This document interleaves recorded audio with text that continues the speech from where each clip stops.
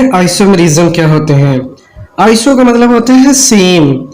तो phenomena in which molecule having same molecular formula but different properties, यानी ऐसे formulas जिनका मॉलिक्यूलर फार्मूला सेम हो, एक जैसा हो, लेकिन उनकी स्ट्रक्चर जो है वो डिफरेंट हो, तो उसे आइसोमरिज्म का नाम देते हैं। ये बहुत ही इंपॉर्टेंट फिनोमेना है। बहुत ज़्यादा ऑर्गेनिक कंपाउंड ये फिनोमेना शो करते हैं, जिसकी वजह से उनमें नई वैरायटी पैदा हो जाती है। उनकी नई वैरायटी की वजह से उनकी प्रॉपर्टीज डिफरेंट हो जाती है, उन्हें डिफरेंट पर्पस में फिर इस्तेमाल किया जा सकता है। ये भी एक रीज़न है कि ऑर्गेनिक कंपाउंड बहुत ज़्यादा वर्सटाइल होते हैं, डाइवर्स होते हैं। तो आइसोमरिज्म की डिफरेंट टाइप्स होती हैं। उस पर जाने से पहले हम आइसोमरिज्म के मतलब थोड़ा सा और डिस्कस करेंगे कि आइसोमरिज्म के कितने पॉसिबिलिटीज हैं। नंबर ऑफ पॉसिबल आइसोमरिज्म, अगर हमारे पास 4 कार्बन है तो उसके आइसोमरिज्म होंगे आइसोमर्स 2, 5 कार्बन के 3 होते हैं, 6 कार्बन के 5, 7 कार्बन के 9, 8 कार्बन के 18, 9 कार्बन हो तो 35 आइसोमर्स होते हैं। इसी तरह 10 कार्बन के 75 आइसोमर्स होते हैं। इसका मतलब ये हुआ कि जैसे जैसे कार्बन की तादाद में इजाफा होता जाएगा, आइसोमर्स भी बढ़ते जाते हैं।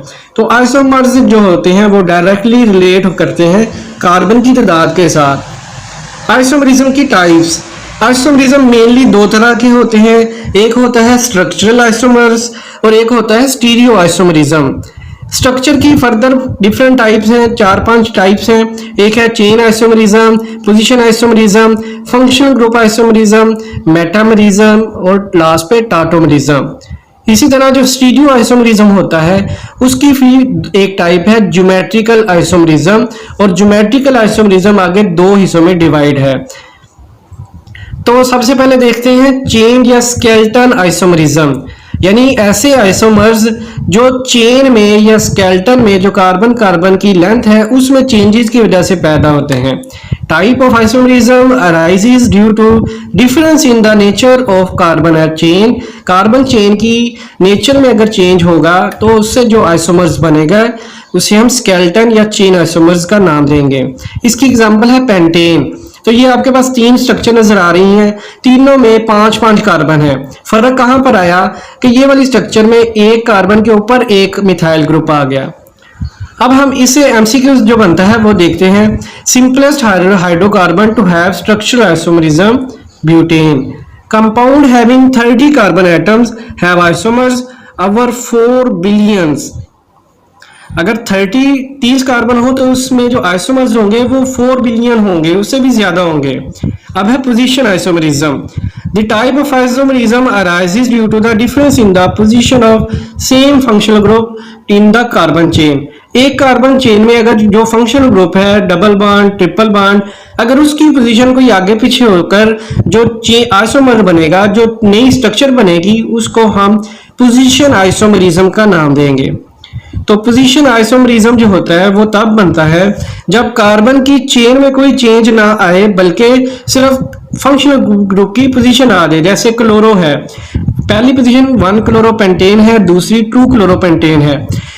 कार्बन की चेन में कोई फर्क नहीं आएगा, कार्बन की चेन वैसे की वैसी रहेगी।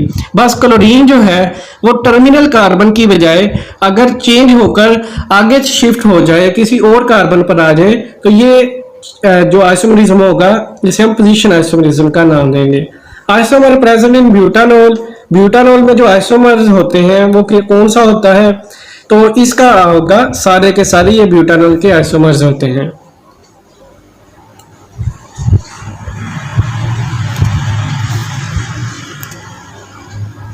क्योंकि अगर हम इनको देखें तो ये सारे के सारे ही कार्बन की पोजीशन को चेंज करने से बने हैं, इस वजह से ये सारे के सारे जो आइसोमर्स हैं ये ब्यूटानॉल के हैं।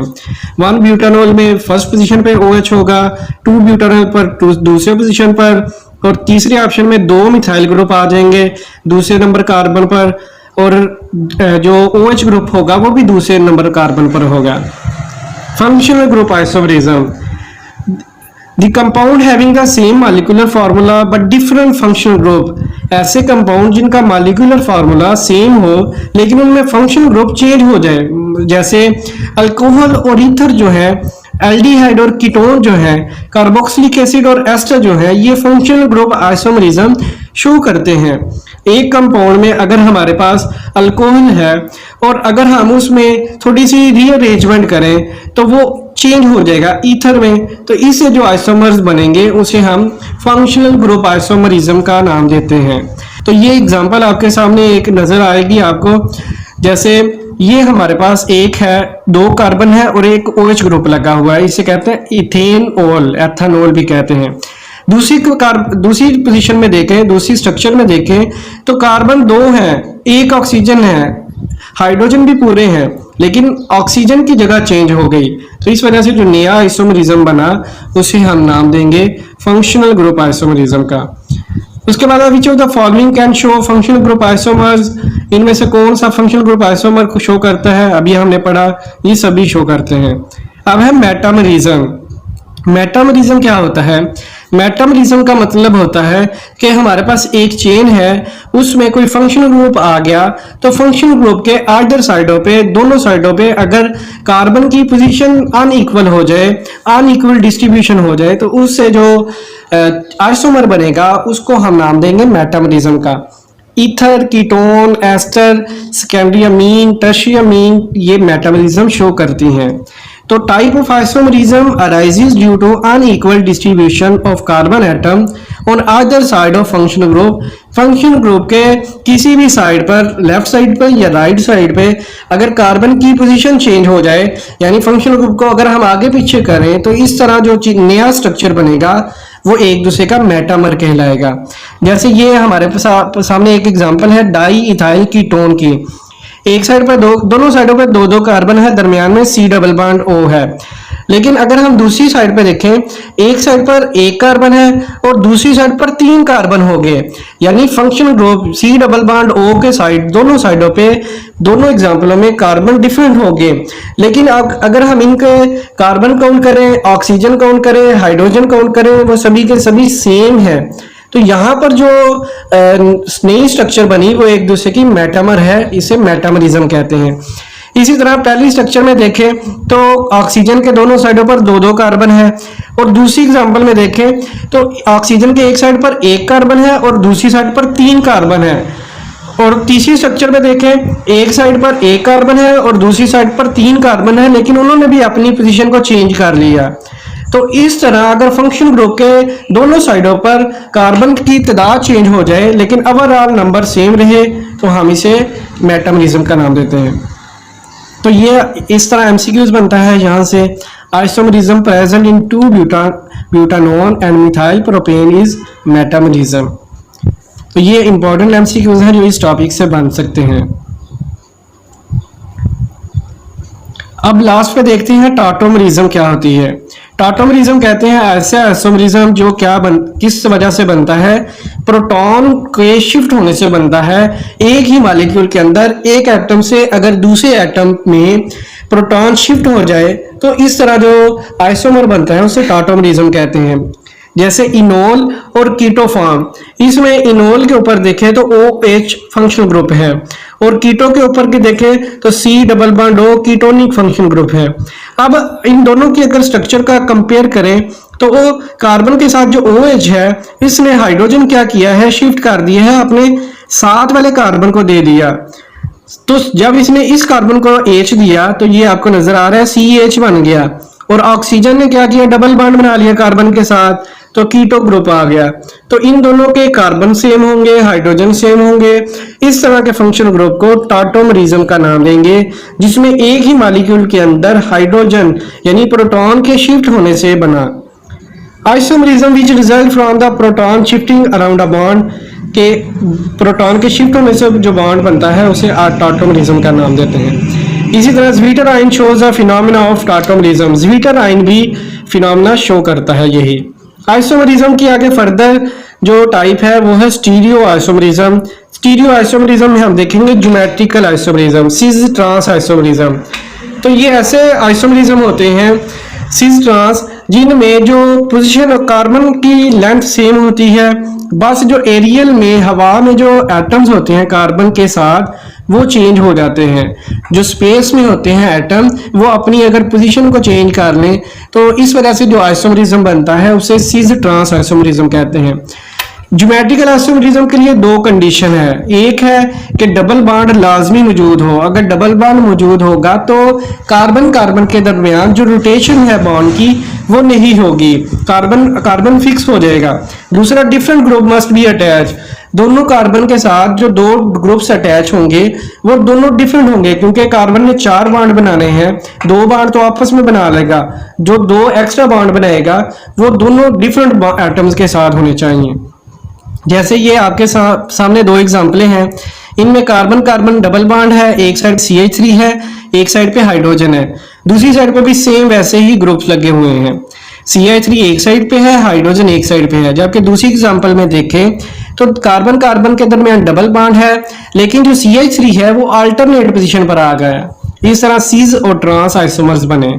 सेम साइड पे होंगे तो सीज, अगर अपोजिट साइड पे होगा तो ट्रांस आइसोमर होगा। उसके बाद है सीस आइसोमर और ट्रांस आइसोमर में क्या डिफरेंस होता है। Cis isomer is less stable, trans ज्यादा स्टेबल होता है। सीस मोर रिएक्टिव होता है क्योंकि वो लेस स्टेबल है तो ज्यादा रिएक्टिव होगा। ट्रांस जो होता है वो लेस रिएक्टिव होता है और ज्यादा स्टेबल होता है। सीस आइसोमरिज्म में डायपोल मूवमेंट जो होती है वो जीरो नहीं होती, लेकिन ट्रांस में वो जीरो हो भी सकती है, सम केसेस में नहीं होती। अगर सिमेट्रिकल है तो जीरो होगी, अगर अनसिमेट्रिकल है फिर जीरो नहीं होगी।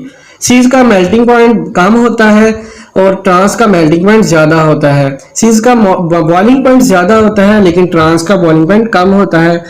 सीज आइसोमर जो होते हैं वो ज्यादा सॉल्युबिलिटी शो करते हैं, ट्रांस वाले जो होते हैं वो कम सॉल्युबिलिटी शो करते हैं। तो ये MCQ जो वो बनता है वो ये है कि आइसोमरिज्म बताएं जो डबल बॉन्ड की जो रोटेशन है उसको रिस्ट्रिक्ट कर देता है। इस तरह सिस ट्रांस आइसोमरिज्म कौन शो करते हैं, तो सिस ट्रांस वो शो करेंगे जिनमें कार्बन कार्बन के दरमियान डबल बॉन्ड होगा और स्पेस में जो एटम होंगे वो डिफरेंट होंगे, तो वो सिस ट्रांस शो करेंगे। How many isomers are possible. C2H2Cl2 के 2 आइसोमर्स पॉसिबल हैं। 2 ब्यूटीन कैन हैव, 2 जो ब्यूटीन है उसके पास हो सकता है A और B, पोजीशन आइसोमरिज्म भी और ज्योमेट्रिक आइसोमरिज्म भी। क्योंकि अगर हम 2 ब्यूटीन की अगर स्ट्रक्चर हम ड्रा करके देखें तो वो डबल बॉन्ड जो है वो आगे पीछे भी हो जाएगा, तो पोजीशन आइसोमरिज्म भी बन जाएगा। Vinyl alcohol show which isomerism. Vinyl alcohol कौन सा आइसोमरिज्म शो करता है, तो जो विनाइल अल्कोहल है वो क्या होता है C डबल बॉन्ड के C और फिर OH, तो ये टाटोमरिज्म शो कर सकता है, यानी इसमें जो प्रोटॉन है वो शिफ्ट हो सकता है। तो अगर आपको हमारी वीडियो अच्छी लगी हो तो लाइक और कमेंट करें और इस वीडियो को शेयर भी करें। मज़ीद इस तरह की वीडियोस देखने के लिए हमारा चैनल सब्सक्राइब भी करें। तो अल्लाह आपका हामी नासिर हो। अल्लाह हाफिज़।